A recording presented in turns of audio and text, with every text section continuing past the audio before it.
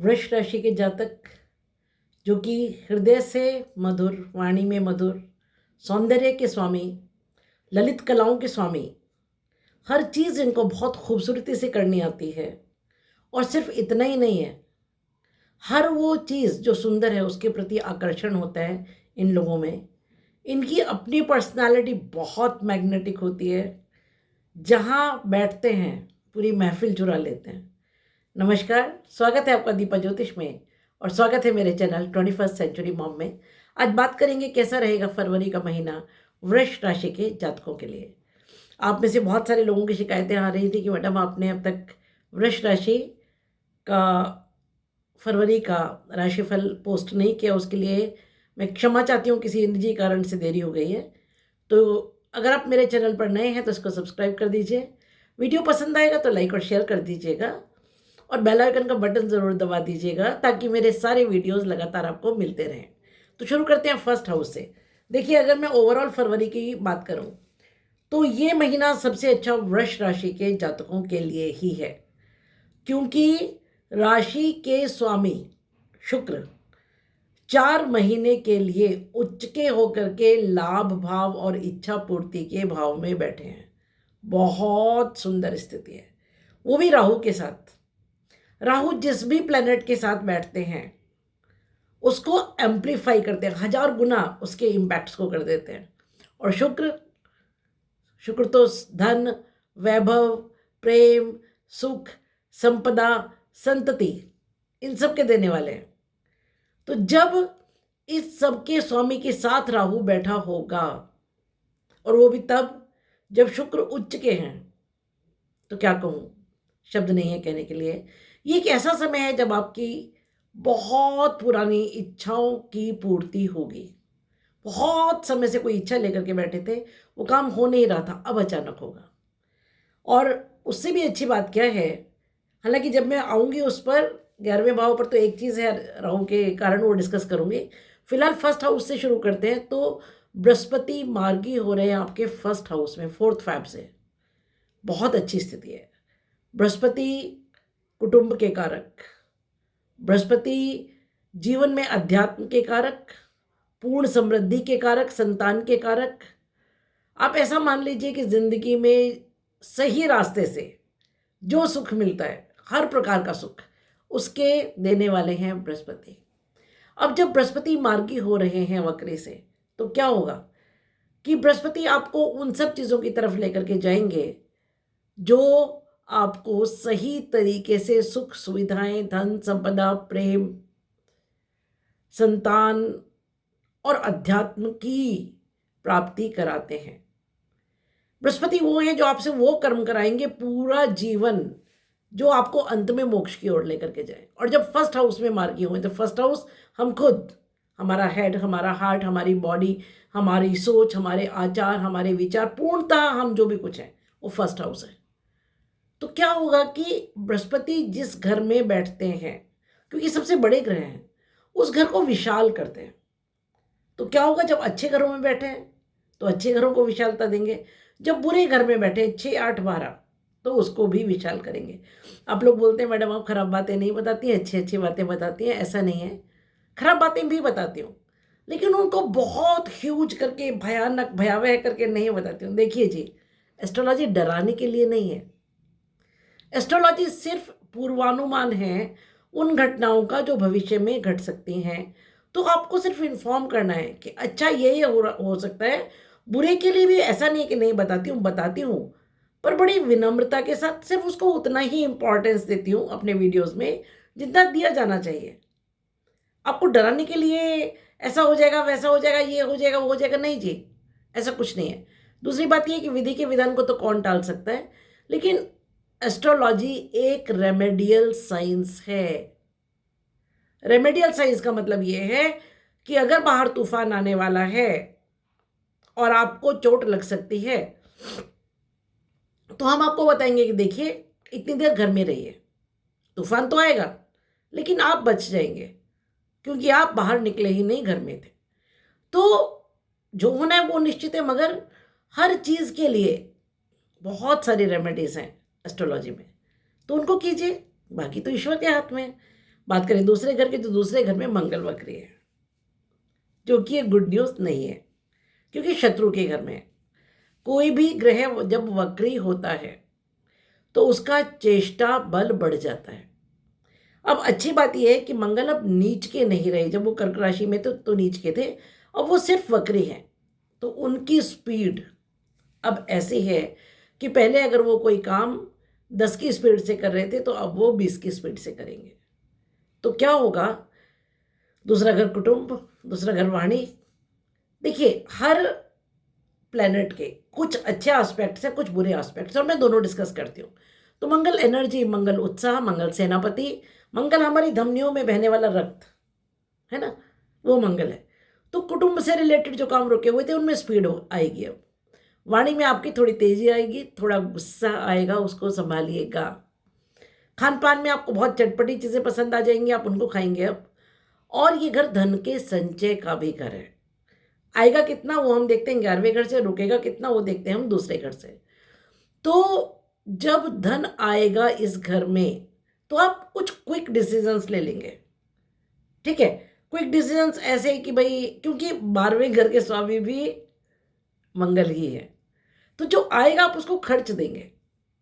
ठीक है, और एक जो इसका नेगेटिव एस्पेक्ट है वो ये हो सकता है कि आप बिना सोचे समझे कुछ बड़े खर्चे कर दें, जिसके लिए आप बाद में पछताएं। तो जैसे कि मैंने कहा कि एस्ट्रोलॉजी रेमेडियल साइंस है, तो जब कोई खर्चा आता है, थोड़ी देर विचार कीजिए कि क्या ये ज़रूरी है, इसे करना ही चाहिए। दूसरी बात, अष्टम घर पर पूर्ण दृष्टि मंगल की होगी। अष्टम घर से हम आयु और मृत्यु का विचार करते हैं, अचानक होने वाली घटनाओं का विचार करते हैं।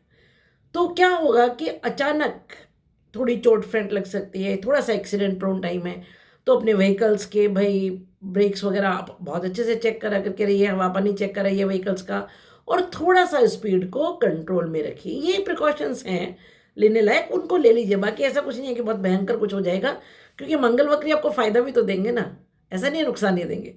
बात करें, और नुकसान जो थोड़ा बहुत होगा वो क्यों? क्योंकि शत्रु के घर में है ना, बुध शत्रु हैं मंगल के, तो सब जानते हैं। तो अगर अपने ही मित्र घर में होते तो ये भी नहीं होता। तो क्योंकि शत्रु घर में, तो थोड़ी सी सुविधाएं, थोड़ी सी सावधानी आपको रखनी चाहिए। बात करें तीसरे भाव की, तो तीसरे भाव में कर्क राशि, जिसके स्वामी चंद्रमा चलायमान है। तीसरा घर आपका पराक्रम, छोटी यात्राएं, छोटे बहन भाई, पड़ोसी और कम्युनिकेशन। अब बुध यहाँ 11 फरवरी तक दृष्टि रखे हुए हैं। यहाँ ये जो घर है, तीसरा घर, ये मिथुन राशि का घर है, बुध का अपना घर है। अपने घर पर जब कोई घर दृष्टि डालता है, देखिए मैं हमेशा इस बात को बोलती हूँ कि वैदिक एस्ट्रोलॉजी में जितना इम्पॉर्टेंट किसी पर्टिकुलर प्लैनेट का एक घर में प्लेसमेंट है, उससे इम्पॉर्टेंट दृष्टियाँ हैं। क्यों है? क्योंकि खीर आप लेकर के बैठे, कुत्ता मुंह मार के चला गया, खीर तो वहीं रखी है, मगर अब आपके किसी काम की नहीं रही, तो वो दृष्टि है। अगर शुभ दृष्टियाँ हों तो बहुत अच्छे काम बनते हैं। तो बुध क्योंकि अपने ही घर को देख रहे हैं, आपकी कम्युनिकेशन स्किल्स बहुत अच्छी हो जाएंगी। 11 फरवरी तक बुध है यहाँ पर दृष्टि बुध की। 13 फरवरी तक सूर्य की दृष्टि है और राहु की पंचम दृष्टि है। तो राहु यानी छल कपट, राहु यानी प्रपंच, राहु यानी बहुत शुगर कोटेड कन्वर्सेशंस। बुध ऊपर से राहु यहाँ, तो क्या होगा? आपकी कम्युनिकेशन स्किल्स बहुत गजब हो जाएंगे। आप बड़े ही मिठास से मुश्किल जगह से अपने काम निकाल के ले आएंगे। छोटी यात्राओं से लाभ होगा। और बुध क्योंकि सूर्य के साथ है, तो बुध जब भी सूर्य के साथ होते हैं तो बहुत मजबूत स्थिति में होते हैं, बुधादित्य योग होता है। तो जब जिस घर में बुधादित्य योग बना है, उसकी जो दृष्टि है, जहाँ दृष्टि है वो बुधादित्य दृष्टि है। तो पराक्रम से बहुत सारे काम आप करेंगे, अपने कम्युनिकेशन से बहुत सारे काम करेंगे, छोटे बहन भाइयों से बेनिफिट होगा, पड़ोसियों से बेनिफिट होगा, और कुछ घटनाएं अचानक होंगी। बात करें चतुर्थ भाव की, तो चतुर्थ भाव में सिंह राशि, जिसके स्वामी सूर्य है, दोनों ही जगह बहुत अच्छी स्थिति में है। जब वो नवम भाव में तब भी अच्छी स्थिति में, और जब दशम भाव में तब भी अच्छी स्थिति में है। दशम भाव में तो कारक है। तो हालांकि दोनों जगह अपने पुत्र, जो कि उनके प्रति शत्रु भाव रखते हैं, शनि के घर में है, तो थोड़ा सा अनकंफर्टेबल तो होंगे। तो जब आपके चतुर्थ भाव माता, भूमि, भवन, वाहन, सुख, पेरेंटल प्लेस, पब्लिक, ये सब है। यहाँ पर शनि की पूर्ण सप्तम दृष्टि होगी। बुध की दृष्टि 11 फरवरी से और सूर्य की दृष्टि 13 फरवरी से होगी। तो क्या होगा, शनि कामों को करते हैं शनै शनै। अभी जा रहे हैं कुंभ राशि से, तो बहुत कमज़ोर हैं इस समय, बहुत जान बहुत दम नहीं है उनमें, क्योंकि बिल्कुल कॉर्नर पर हैं राशि के, एग्जिट मोड में आ गए हैं, बिल्कुल कॉर्नर तक पहुंच चुके हैं। तो क्या होगा कि पूर्ण दृष्टि होते हुए भी उसका प्रभाव ज़्यादा नहीं होगा चतुर्थ भाव पर। तो क्या होगा कि आपके जो कार्य डॉक्यूमेंटेशन से रिलेटेड कुछ थे, माता के साथ संबंध मधुर होंगे, माता पेरेंटल प्लेस पर कुछ अच्छी घटनाएं होंगी, लेकिन सूर्य का चतुर्थ भाव में होना या सूर्य की दृष्टि होना हार्ट के लिए कुछ ज़्यादा अच्छा नहीं मानते हैं। इसलिए आपको हार्ट से रिलेटेड कोई प्रॉब्लम होती है या माता जी के स्वास्थ्य से रिलेटेड अगर कोई प्रॉब्लम होती है, तो उसको लाइटली बिल्कुल नहीं लेना है। अपने आप डॉक्टर मत बनिए, अरे कुछ नहीं, ये तो गैस्ट्रिक ट्रबल है, ठीक हो जाएगा। नहीं जी, पेन है तो डॉक्टर के पास जाइए। बात करें आपके पंचम भाव की, तो पंचम भाव में केतु हैं। पंचम भाव विद्या, बुद्धि, संतान, हमारे पूर्व जन्म के पुण्य और हमारे जीवन का पूर्ण उत्थान, ये है पंचम भाव। तो पंचम भाव में केतु हैं यहाँ कन्या राशि में, और यहाँ पर दृष्टि है बुध की 5वीं अपने ही भाव पर, कन्या राशि पर दृष्टि है, बहुत अच्छी दृष्टि है। राहु की पूर्ण सप्तम दृष्टि है, शुक्र की संजीवनी दृष्टि है, और 27 फरवरी से तो बुध यहाँ अपने घर पर दृष्टि डालेंगे, और मंगल की चतुर्थ दृष्टि है, सॉरी बृहस्पति की पंचम दृष्टि है, और ये बृहस्पति का कारक भाव है। बृहस्पति की यहाँ पर पंचम दृष्टि और बृहस्पति का कारक भाव है ये। तो पंचम भाव पर इतनी सुंदर और इतनी अच्छी अच्छी दृष्टियां। सबसे पहला विशेष चीज़ ये कि दोनों गुरु देख रहे हैं, बृहस्पति भी देख रहे हैं और शुक्र भी देख रहे हैं। पंचम भाव से रिलेटेड कुछ विशेष, अति विशेष उपलब्धियां आपको होंगी, ये मैं निश्चित तौर पर कह सकती हूँ। इतनी ग्रेट उपलब्धियां होंगी विद्या से। आप एजुकेशन के फील्ड में कहीं जाना चाहते हैं, बिल्कुल जाइए बिंदास। प्रेम प्रसंगों में कहीं कुछ ठहराव था, कुछ क्लैरिटी नहीं थी, वो क्लैरिटी आएगी। पूर्व जन्म के पुण्य इस समय उदित होंगे। जो स्त्रियां संतान सुख की ओर अग्रसर है, उनके लिए गजब गजब समय है, गजब समय है। उसके अलावा जो संतान इस समय जन्म लेंगे, उनके लिए भी बहुत अच्छा समय होगा। उसके अलावा कुछ काम ऐसे होंगे जो आपके अपने विद्या, अपनी बुद्धि, अपने मेहनत से इस समय सार्थक होंगे, क्योंकि 11वें भाव में बैठ करके 3 ग्रह देखेंगे, राहु, शुक्र, बुध 27 फरवरी से। उसके अलावा जैसे कि मैंने कहा, दृष्टियां बहुत इंपॉर्टेंट है। हालांकि यहाँ केतु भी हैं, केतु विच्छेद, केतु विरक्ति, केतु अध्यात्म। तो एक सबसे अच्छी बात क्या है कि आपको जो उपलब्धियां होंगी ना, उसमें वो आपको सिर पर नहीं चढ़ जाएंगे, आप उसका नशा नहीं हो जाएगा आपको। ये एक बहुत अच्छी भाव है। केतु उसको कंट्रोल रखेंगे। केतु को ने शिखा चोटी सिर पर, तो चोटी से पकड़ करके केतु आपको संभालेंगे, कहेंगे नहीं भाई, बेहोश नहीं हो जाना है अपनी उपलब्धियों से, है ना। अध्यात्म की तरफ लेकर के जाएंगे सारी उपलब्धियों के होते हुए भी। आप तो भी ईश्वर में, पूजा पाठ में विश्वास रखेंगे और कुछ गलत नहीं करेंगे। बात करें आपके छठे भाव की, तो यहाँ तुला राशि है, जिसके स्वामी शुक्र उच्च के हो रहे हैं 11वें भाव में। छठा भाव रोग ऋण और शत्रु। जब इस घर का स्वामी उच्च का हो रहा है, तो रोग ऋण और शत्रु से छुटकारा। थोड़ा सा एक चीज़ मैं कहूँगी, जो लोग डायबिटिक हैं उनको थोड़ा ख्याल रखने की ज़रूरत है। बात करें सप्तम भाव की, तो सप्तम भाव में वृश्चिक राशि, जिसके स्वामी मंगल वक्री हो रहे हैं। आपके लाइफ पार्टनर के जो भी काम है उनमें बहुत स्पीड आएगी, बिजनेस के कामों में स्पीड आएगी, बिजनेस पार्टनर के साथ जो भी काम करें उसमें स्पीड आएगी। जो आपके वैवाहिक संबंध हैं उनमें थोड़ी सी अनबन हो सकती है, उसका ख्याल रखिएगा, क्योंकि मंगल क्रोध है, मंगल एनर्जी है। इनफैक्ट इस समय मंगल की जो एनर्जी होगी ना, वो अनकंट्रोलेबल होगी।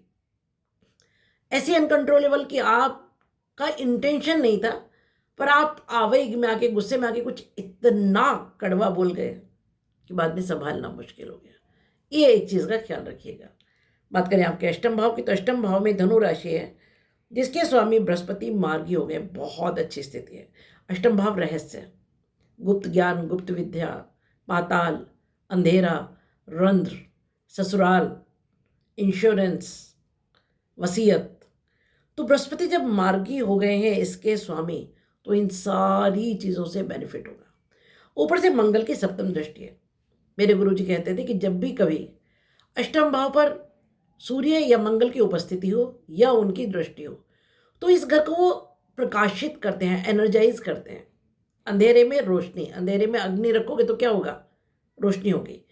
तो क्या होगा कि जो लोग इन सब चीज़ों से रिलेटेड काम करते हैं, पेट्रोलियम पदार्थ, ज़मीन के नीचे की चीज़ें, कोल खनन, या जो रिसर्च में हैं या जो गुप्तचर हैं, उनके लिए बहुत अच्छा समय। उनको कोई नया एनलाइटमेंट होगा, किसी ऐसी चीज़ पर प्रकाश पड़ेगा जिसके लिए वो बहुत समय से मेहनत कर रहे थे और वो पर्टिकुलर चीज़ पर रोशनी नहीं पड़ रही थी, उसका अचानक ज्ञान आपको होगा। बात करें आपके नवम भाव की, जो आपका भाग्य भाव है, तो बुध यहाँ 11 फरवरी तक है और सूर्य 13 फरवरी तक है। बृहस्पति की 9th अमृत दृष्टि, नवम अमृत दृष्टि, तो तब जब बृहस्पति यहाँ के कारक है, अपने ही कारक भाव पर जब किसी घर की पूर्ण अमृत दृष्टि हो तो कहने ही क्या है। यहाँ पर केतु की पंचम दृष्टि और मंगल की अष्टम दृष्टि है। बहुत समय, देखिए, बहुत समय से जिन चीज़ों की आप कल्पना कर रहे थे, इच्छा कर रहे थे, वो अचानक पूरी होंगी। मेरे गुरुजी कहते थे कि एस्ट्रोलॉजी में ऐसा है कि आपकी जो हॉरोस्कोप है उसमें अगर कुछ बुरा होने वाला है, उसको भी बहुत सारे जो प्लैनेट्स हैं वो इंडिकेट करेंगे। अच्छा होने वाला है, उसको भी बहुत सारे प्लैनेट्स इंडिकेट करेंगे। तो आपका ये समय ऐसा है कि लगभग हर घर ये ही दिखा रहा है कि पूर्ण रूप से विशेष इच्छा पूर्ति, भाग्यपूर्ण साथ देगा। 11वां घर जो इच्छा पूर्ति का है वो पूर्ण साथ देगा। 5वां घर जो कि आपके पूर्व जन्म के पुण्यों का है वो पूर्ण साथ देगा। और फर्स्ट हाउस, अगर मैं धर्म त्रिकोण की बात करूं, 1, 5, 9, तो तीनों बहुत रिच हैं इस समय। तो सबसे अच्छी बात क्या है कि बहुत बड़ा कोई काम इस समय बनेगा, और इतना बड़ा बनेगा कि आप कल्पना नहीं कर पाओगे। और उससे भी अच्छी क्या बात है कि कुछ गलत तरीके से आप करेंगे नहीं। हालांकि 11वें घर में रहा हुए, जब वहाँ आऊँगी तो डिस्कस करूँगी, वो थोड़ा सा ख्याल रखने की चीज़ है। बात करें आपके दशम भाव की, तो कर्म भाव में यहाँ सूर्य कारक हैं, 13 फरवरी से आ जाएंगे। साथ में बुध और शनि यहाँ से जा रहे हैं जो कमज़ोर हो गए हैं। तो यहाँ सूर्य का पूर्ण प्रभाव होगा, शनि का बहुत कम होगा। तो दशम भाव आपका कर्म भाव, पिता, वर्क प्लेस, कोई प्रमोशन, नया जॉब, ट्रांसफ़र, गवर्नमेंट से कोई बहुत बड़ा फ़ायदा, कोई प्रोजेक्ट्स गवर्नमेंट के साथ उलझे हुए हैं, लटके हुए हैं, उनमें तुरंत स्पीड आएगी, वो क्लियर होंगे आपके। और क्योंकि शनि यहाँ से जा रहे हैं, शनि जिस घर से जाते हैं उस घर में बहुत अच्छे फल देके जाते हैं। तो कोई ऐसा काम जो बहुत समय से आप लगे हुए थे, उसके लिए रिजल्ट्स नहीं मिल रहे थे, उसके रिजल्ट्स अभी 29 मार्च तक पक्का मिलेंगे। बात करेंगे 11वें भाव की, तो 11वें भाव में राहु है उच्च के शुक्र के साथ। ओ माय गॉड, सोने पे सुहागा, क्योंकि शुक्र धन, शुक्र प्रेम, शुक्र वैभव, शुक्र शारीरिक सुख, शुक्र मानसिक सुख, शुक्र हमारा बाहरी सौंदर्य, हमारा आंतरिक सौंदर्य, शुक्र संतति, और ऊपर से राहु जो उसकी अभिलाषाओं को, इच्छाओं को, उसकी पूर्णता को 1000 गुना बढ़ा देगा, एम्पलीफायर। तो क्या होगा, आपकी इच्छाएं बहुत ज़्यादा बढ़ जाएंगी। इनफैक्ट अगर मैं शब्द यूज करूं अमर्यादित, क्योंकि राहु की तो कोई बाउंड्रीज है ही नहीं, राहु तो बाउंड्रीज को मानते नहीं, वो तो कोई नियम, कोई कानून, कोई नैतिकता किसी को नहीं मानते। तो यहां थोड़ा संभलने की जरूरत है। कोई ऐसी अमर्यादित इच्छाएं मत रखिएगा, क्योंकि वो पूर्ण हो जाएगी। कि जिसके लिए कभी कभी ऐसा होता है ना, कोई चीज़ हम छल बल से पा तो लेते हैं, लेकिन बाद में कभी उसके लिए पछताते हैं कि अरे गलत किया, नहीं लेना चाहिए था। ये वो समय है। तो जो आपकी नैतिकता से इच्छाएं पूर्ण होती हैं वो तो होंगी ही इस समय, क्योंकि बहुत बढ़िया टाइम है। लेकिन अगर कहीं कोई अनैतिक रूप से या अमर्यादित रूप से कोई इच्छा पूर्ण होती है, तो वहाँ अपने आप को कंट्रोल कीजिए। यहाँ बुध आ जाएंगे 27 फरवरी से, तो रोकेंगे ऐसा नहीं है। बात करें 12वें भाव की, हालांकि मीन राशि है, बृहस्पति के घर में है, तो बृहस्पति भी कंट्रोल करेंगे, और सामने केतु है तो केतु भी संभालेंगे। पर फिर भी कभी कभी ऐसा होता है कि मन हमारा अनकंट्रोलेबल हो जाता है ना, मन बहुत चंचल है, और हम कभी कभी मन की इच्छाओं को पूर्ण करने के लिए मर्यादाओं को भूल जाते हैं, वो नहीं कीजिएगा।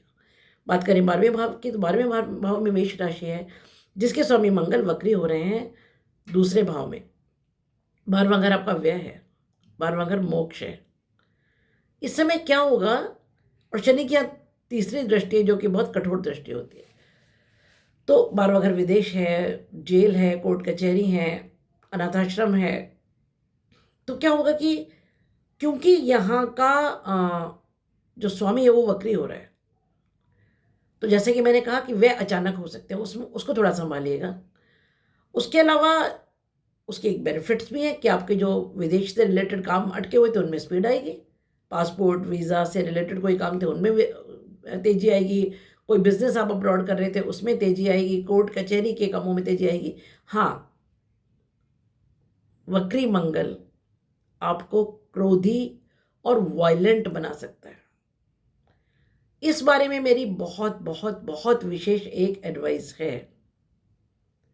कि प्लीज अपने टेम्पर को कंट्रोल कीजिएगा, क्योंकि 12वें का मंगल को हम बहुत अच्छा नहीं मानते हैं। इसीलिए नहीं मानते हैं क्योंकि मंगल एनर्जी और 12वां घर व्यय, हमारी एनर्जी का वेस्टेज, एनर्जी का व्यय तो गलत जगह पर नहीं होना चाहिए।